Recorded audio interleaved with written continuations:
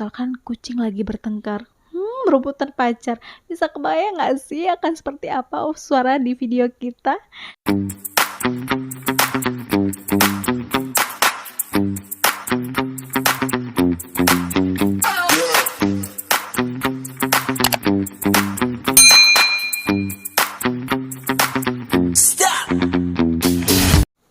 Hai, halo sobat semua, assalamualaikum, welcome back to my channel. Nah, pada video kali ini nih sobat, aku akan mereview tentang peralatan apa saja yang aku gunakan ketika aku membuat konten pembelajaran seperti ini.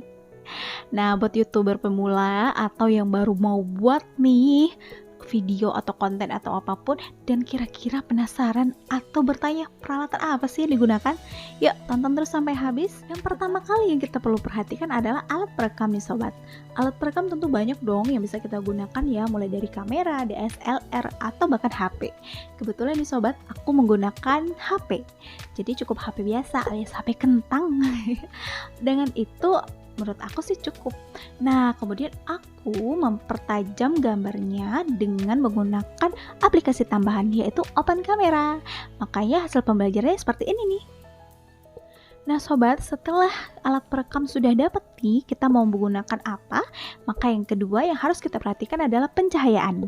Ini penting sekali loh sobat, karena kalau untuk tempatku, terutama ketika aku menggunakan ruangan seperti ini, pencahayaan itu sangat kurang. Nah jadi aku berpikir nih, kira-kira kalau aku menggunakan cahaya ilahi, cukup nggak ya? Dan ternyata nggak cukup sobat. Akhirnya aku membeli ring light, dan itu work banget loh. Kenapa sih penting banget pencahayaan? Karena kalau kita sudah menggunakan alat yang bagus atau oke nih alatnya untuk merekam dan ditambah aplikasi tambahan, tapi kalau pencahayaannya kurang, sama aja bohong dong. Nah, kalau misalnya nih dalam keadaan seperti ini aku tidak menggunakan ring light sama sekali, seperti apa sih? Oke sobat, ini aku masih menggunakan ring light ya. Nah sekarang aku off kan. Oh no. Oke, nah ini kondisi aku nggak pakai ring light, jadi hanya bermodalkan lampu saja biasa. Tentu sangat buram ya untuk penggambarannya.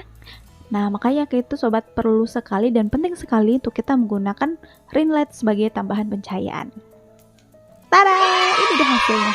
Nah untuk ring lightnya sendiri sobat, aku membelinya di Shopee. Jadi nanti aku berikan linknya ya di description box ya. Nah kemudian untuk ring lightnya sendiri itu sudah per paket, dia sudah termasuk di dalam ringnya, kemudian sudah ada holdernya dan sekalian tripodnya. Harganya murah meriah loh sobat, hanya 80.000 saja. Oke, yang selanjutnya yang harus kita perhatikan nih sobat adalah audio. Audio penting sekali loh menurut aku ya. Kenapa? Karena kalau kita bikin video dengan gambar yang tidak jelas, yang muram, tapi dengan audio yang bagus, tajam dan suara jelas, jernih, orang masih siap menonton loh. Nah, karena aku mulai menyadari itu, akhirnya aku menggunakan mikrofon tambahan. Nah sobat, untuk audio atau mikrofon tambahan nih, aku menggunakan mikrofon clip-on pertama kalinya. Ini mikrofon murah meriah banget loh, ini cuman 10.000 saja. Sudah oke, sudah penggunanya sudah oke di aku. Tapi memang ada kelemahannya ya sobat ya. Untuk kelebihannya suara kita nih jauh lebih jelas. Kemudian kita juga suara kita nggak kalah nih dari suara-suara di luar ya. Jadi oke punya nih dengan 10.000. Cuman kelemahannya ketika kita berharap dia bisa meredam noise yang di luar, tidak bisa. Nah karena itu nih sobat, aku mulai mencari-cari nih kira-kira selain clip on yang harganya mumer ya gitu, apa sih yang bisa aku gunakan selebihnya gitu untuk meredam noise yang gak penting ini. Setelah mencari nih sobat, ketemulah aku sama si hitam cantik ini. Jadi benar-benar dia lumayan ya untuk mengcover dari noise yang gak penting itu. Jadi dia subjeknya ke suara kita saja, karena memang untuk mikrofonnya sih dia menghadap atau cuman mengambil suara dari satu arah saja. Jadi kalau kita ngomong ya hanya dari suara kita saja nih. Jadi kalau kita ke belakang, ke samping, kiri, kanan, itu suaranya sudah berubah. Oke, nah Untuk merek yang aku gunakan adalah merek BM800. BM800 sendiri nih sobat, dia adalah mikrofon kondenser.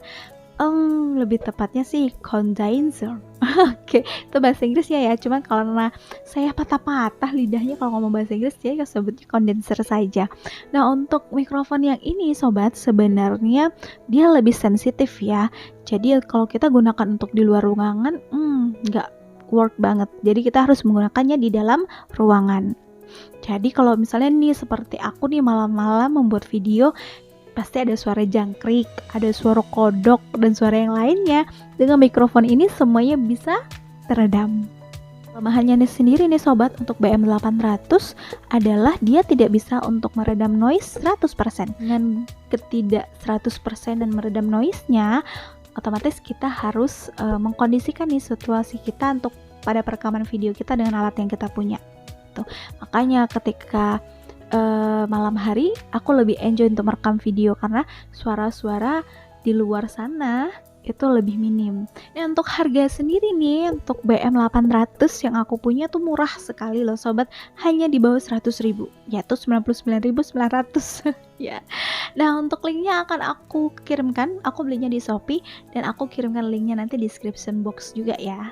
Nah, supaya sobat lebih paham lagi nih, aku akan praktekkan video dengan menggunakan mikrofon dan tanpa mikrofon.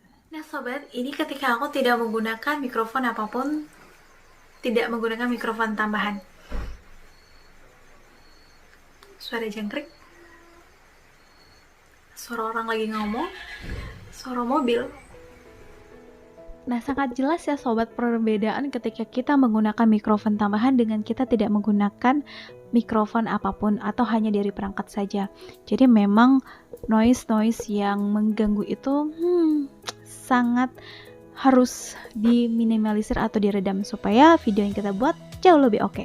Nah sobat semua, itulah tadi review singkat mengenai peralatan apa saja yang aku gunakan dalam pembuatan video pembelajaran ya. Semoga video ini bermanfaat buat sobat-sobat semua, dan jangan lupa tonton terus video yang aku buat dengan klik subscribe, like, komen, dan bunyikan loncengnya. Baik, sampai jumpa di video selanjutnya. Bye-bye. Assalamualaikum.